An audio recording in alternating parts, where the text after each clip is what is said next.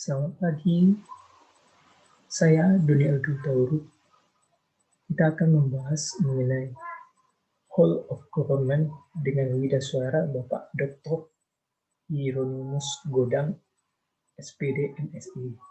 Semoga channel saya ini dan video ini dapat bermanfaat buat kita semua. Terima kasih. Whole of Government. Saya Doni Algatauru, Angkatan 101 dengan Widasuara Bapak Dr. Hieronymus Godang SPD MSI. Pengertian Whole of Government atau sering disebut juga dengan WOG, yaitu sebuah pendekatan penyelenggaraan pemerintahan yang menyatukan upaya kolaboratif pemerintahan dari keseluruhan sektor dalam ruang lingkup koordinasi yang lebih luas guna mencapai tujuan-tujuan pembangunan, kebijakan, manajemen, program, dan pelayanan publik. Oleh karenanya, WOG juga dikenal sebagai pendekatan interagensi, yaitu pendekatan yang melibatkan sejumlah kelembagaan yang terkait dengan urusan-urusan yang relevan. Pada dasarnya, pendekatan WOG mencoba menjawab pertanyaan klasik, yaitu mengenai koordinasi yang sulit terjadi di antara sektor atau kelembagaan sebagai akibat dari adanya fragmentasi sektor maupun eskalasi regulasi di tingkat sektor. Sehingga WOG seringkali dipandang sebagai perspektif baru dalam menerapkan dan memahami koordinasi antar sektor. WOG dipandang menunjukkan atau menjelaskan bagaimana instansi pelayanan publik bekerja lintas sektor guna mencapai tujuan bersama dan sebagai respon terpadu pemerintah terhadap isu-isu tertentu. Mengapa WOG itu penting? Ada 3 faktor yang menyebabkan pentingnya WOG, yaitu yang pertama, karena adanya faktor eksternal. Misalnya, dorongan publik dalam mewujudkan integrasi publik dan pelayanan yang lebih baik, sehingga mendorong WOG dalam menyatukan institusi pemerintah.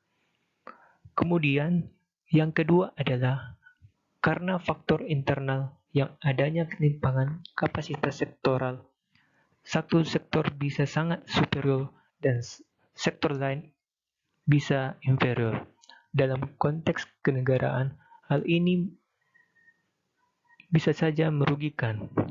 Untuk itu, harus ada yang menyatukan konsep tersebut, yaitu WOG, agar tidak terjadi benturan dan ketimpangan. Kemudian yang ketiga adalah karena nilai budaya adat Indonesia majemuk yang berpotensi disintegrasi atau mengalami perpecahan, maka WOG dipakai pemerintah sebagai perekat kebangsaan yang akan menjamin bersatunya elemen kebangsaan dalam frame NKRI atau Bhinneka Tunggal Ika. Praktek whole of government dalam pelayanan publik ada 4. Yang pertama adalah pelayanan yang bersifat administratif.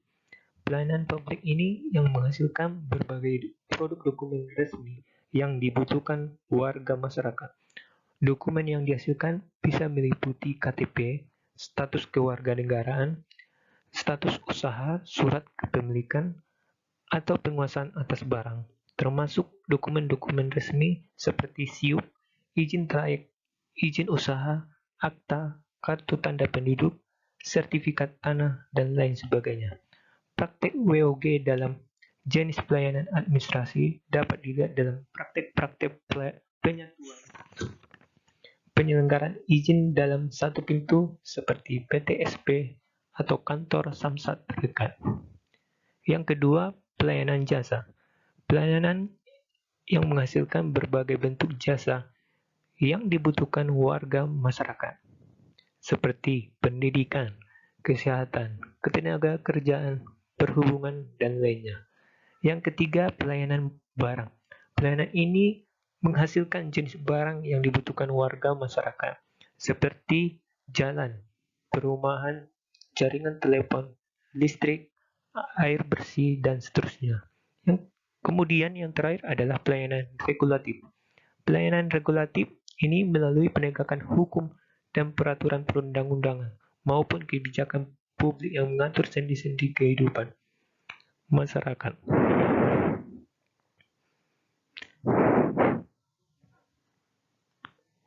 Dengan pola pelayanan teknis fungsional. Pada pola ini, pelayanan yang dihasilkan adalah pelayanan sektoral yang bersifat hanya relevan dan menyangkut karakter yang sama. Yang kedua, pola pelayanan satu atap. Pola pelayanan yang dilakukan secara terpadu satu instansi pemerintah yang bersangkutan sesuai kewenangan masing-masing. Yang ketiga, pola pelayanan satu pintu merupakan pola pelayanan masyarakat yang diberikan secara tunggal oleh unit kerja pemerintah berdasarkan pelimpahan wewenang dari unit kerja pemerintah terkait layannya yang bersangkutan. Ini adalah salah satu bentuk kelembagaan WOG yang lebih utuh di mana pelayanan publik disatukan dalam satu unit pelayanan saja. Yang keempat, pola pelayanan terpusat. Pelayanan masyarakat yang dilakukan oleh suatu instansi pemerintah yang bertindak selaku koordinator terhadap pelayanan instansi pemerintah lainnya yang terkait dengan bidang pelayanan masyarakat yang bersangkutan. Dan yang kelima, pola pelayanan elektronik. Pola pelayanan yang paling maju dengan menggunakan teknologi informasi dan komunikasi yang merupakan otomasi dan otomatisasi pemberian layanan yang bersifat elektronikal atau online sehingga dapat menyesuaikan diri dengan keinginan dan kapasitas masyarakat.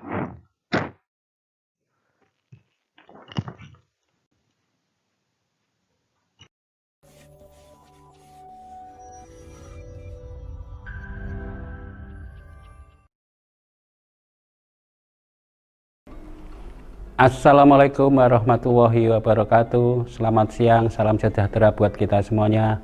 Saudara-saudara sekalian, saya akan ingin melanjutkan tema-tema yang berkaitan dengan WOG, Whole of Government. Sesi ini saya akan bercerita tentang kemungkinan implementasi WOG di Indonesia. Ada 3 jenis pelayanan yang kemungkinan bisa kita adopsi dengan konsep-konsep WOG. Yang pertama adalah pelayanan yang bersifat administratif. Coba Anda bayangkan kalau pelayanan KTP, data-data itu sudah terintegrasi oleh pemerintah, kemungkinan KTP itu bisa diintegrasikan dengan SIM bisa diintegrasikan dengan kartu kredit, kartu debit, paspor, dan sebagainya. Nah, suatu saat mudah-mudahan kita pada kondisi seperti itu, penyatuan pelayanan seperti itu, dan sangat-sangat integrasi dan bisa terkoordinasi satu dengan sama lain. Pada saat diperlukan tidak perlu bikin fotokopi, hard copy, dan sebagainya yang terus terang agak kurang efisien dan kadang-kadang mahal, sangat tidak ekonomis. Yang kedua mungkin jenis pelayanan pengadaan barang dan jasa.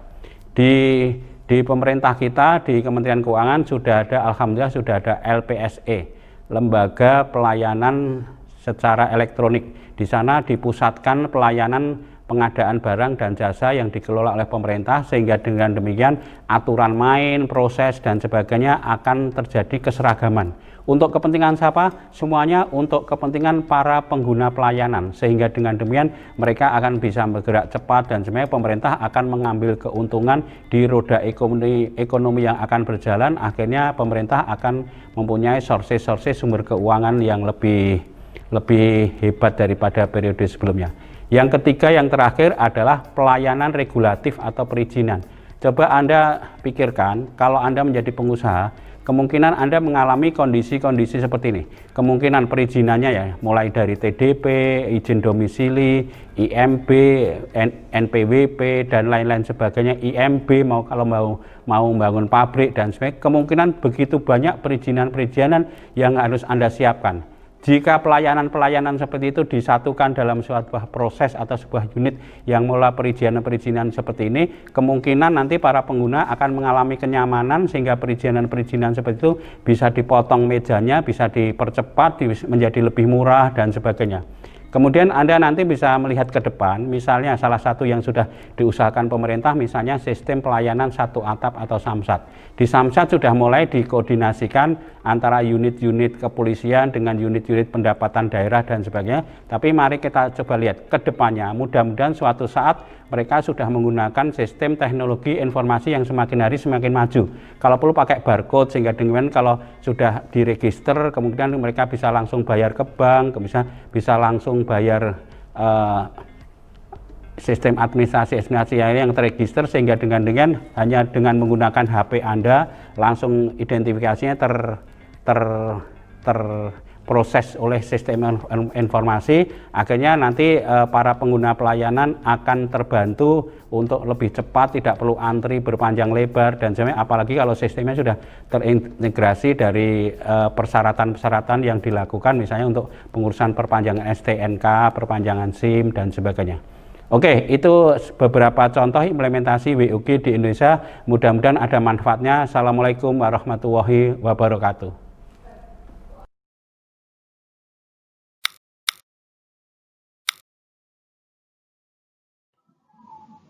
Kesimpulan dan saran. Whole of government ternyata sangat dibutuhkan di zaman sekarang, yaitu gunanya untuk mempermudah dan menyatukan sistem terintegrasi untuk mempermudah masyarakat dalam pelayanan publik. Itu kesimpulan. Dan saran saya adalah WOG ini harus diterapkan oleh para PNS, khususnya CPNS di kantornya masing-masing, karena kita adalah agen perubahan, sehingga pelayanan masyarakat bisa lebih baik. Terima kasih. Adapun sumber referensi saya dalam pembuatan video pembelajaran ini ada dua, yaitu satu dari buku modul pelatihan dasar calon PNS Whole of Government karangan Lembaga Administrasi Negara yang dicetak di Jakarta tahun 2017 dengan tim penulis Bapak Yogi Suwarno SIP MA PhD dan Bapak Tri Atmojo Sejati STSH. Dan yang kedua adalah saya telah menyertakan video pendukung mengenai Whole of Government yang berjudul Contoh Penerapan Whole of Government oleh Bapak Bambang W. dari situs Kemenko Learning Center atau KLC. Yang situsnya adalah klc.kemenko.go.id. Terima kasih atas perhatiannya. Saya mengucapkan banyak terima kasih kepada Bapak Dr. Hieronymus Godang, SPD MSI, yang telah memberikan materi Whole of Government kepada kami para CPNS. Semoga Tuhan memberkati Bapak dan keluarga. Tetap semangat ya Pak. Terima kasih. Salam sejahtera bagi kita semuanya. Amin.